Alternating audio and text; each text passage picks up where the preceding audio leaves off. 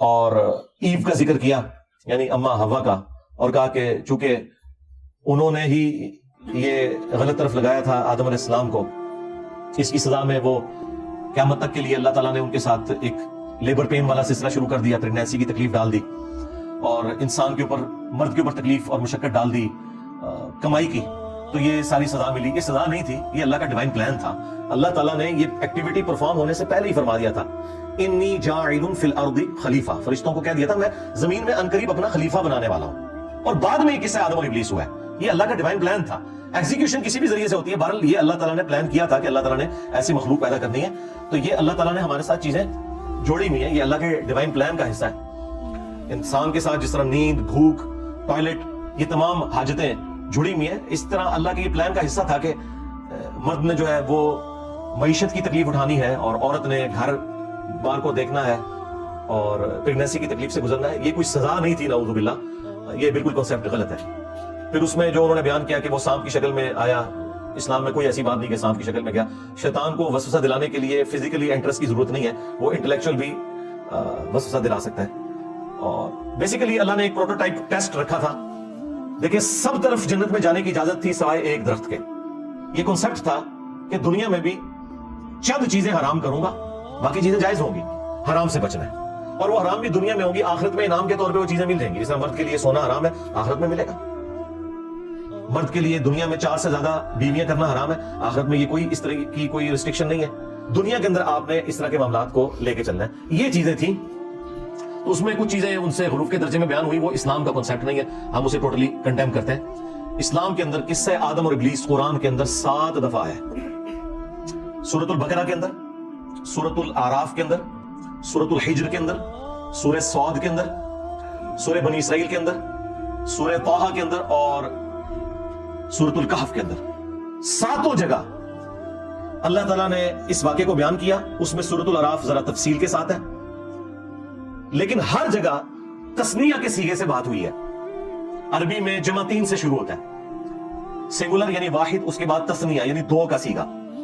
جیسے واحد کا صیغہ ہے مشرق اور مغرب، اور تثنیہ کا صیغہ ہے مشرقین اور مغربین، 2 مشارق، 2 مشرقیں اور 2 مغرب۔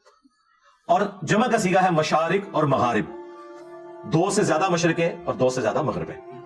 360 مشرق اور 360 کے قریب یا 365 کہہ لیں مغرب ہوتے ہیں نا۔ روزانہ ہلکا سا سورج ٹلٹ ہو کے طلوع ہوتا ہے ود رسپیکٹ ٹو زمین۔ وہ سائنٹیفک پوائنٹ آف ویو سے نہیں میں بات کر رہا، یعنی کامن آبزرویشن کے پوائنٹ آف ویو سے بات کر رہا ہوں۔ تو 365 مشرق ہوتے ہیں اور 365 مغرب، تبھی تو گریجولی سردیوں میں یہاں سے سورج نکل رہا ہوتا ہے۔ یہ میرے پیچھے اس اینگل پہ مغرب ہے، تو آپ گرمیوں میں دیکھیں تو آج کل یہاں پہ آ چکا ہوگا سورج، پھر اس کا ٹریک لمبا ہو جاتا ہے ود رسپیکٹ ٹو زمین کی میں بات کر رہا ہوں، ورنہ سورج نہ تو نکلتا ہے نہ غروب ہوتا ہے۔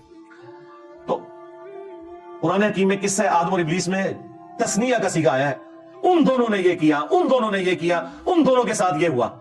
کہیں ایک جگہ بھی ایسی نہیں ہے جہاں پہ اللہ تعالیٰ نے حضرت حوا کو، ایو کو سنگل آؤٹ کیا ہو کہ یہ ایو نے سارا کام خراب کیا ہے، دونوں نے کیا۔ تو اسلام میں بالکل ایسا کوئی کنسیپٹ نہیں ہے، نعوذ باللہ من ذالک، کہ یہ حضرت آدم علیہ السلام اس میں بری ذمہ ہے اور یہ سارا قصور جو ہے وہ ایو کا ہے۔ اسلام اس کنسیپٹ کو نہیں مانتا۔ ہاں، مشورہ اگر دینے والی بات ہے وہ الگ بات ہے، کیا تو حضرت آدم علیہ السلام نے اپنی مرضی سے۔ صحیح بخاری میں یہ ضرور آتا ہے کہ مشورہ دیا تھا سیدہ حوا نے، لیکن کیا تو مرضی سے نا۔ وہ تو کوئی مرد بھی دوسرے مرد کو غلط مشورہ دے سکتا ہے، لیکن جب کوئی کرتا ہے تو وہ اپنی ول سے کرتا ہے، کوئی کان سے پکڑ کے نہیں کیا کسی نے۔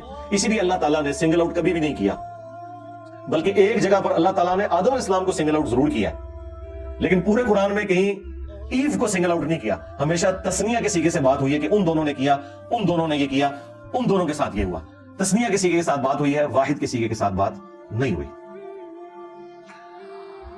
باقی جو اسلام میں ماں باپ کا کنسیپٹ ہے عزت کا، وہ صرف اس وجہ سے نہیں ہے کہ ماں باپ مشقت اٹھاتے ہیں اولاد کے لیے، بلکہ اللہ تعالیٰ نے یہ ڈیوائن حق اپنی طرف سے رکھا ہے۔ قرآن حکیم میں 4 جگہ اللہ تعالیٰ نے توحید کے بعد ماں باپ کے حق کا ذکر کیا ہے۔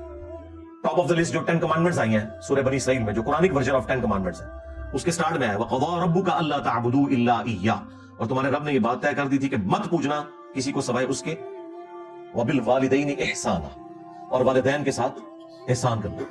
اور پھر یہاں پہ نہیں روکا، پھر فرمایا کہ اگر بڑھاپے کی حالت میں تم ان دونوں کو پاؤ اپنے پاس یا کسی ایک کو بھی، تو انہیں اف بھی نہ کہنا، اور اپنے کندھے عاجزی کے ساتھ جھکا کے ان کے سامنے رکھنا، اور ان کے لیے دعا کرتے رہنا، رب ارحمہما کما ربیانی صغیرا، اے رب ہمارے جس طرح بچپن میں میں کچھ بھی نہیں تھا، کوئی طاقت نہیں تھی میرے میں، اور میرے ماں باپ نے مجھے پالا تھا، اب بڑھاپے میں یہ کمزور ہے، تو ان کے اوپر رحم فرما، آمین۔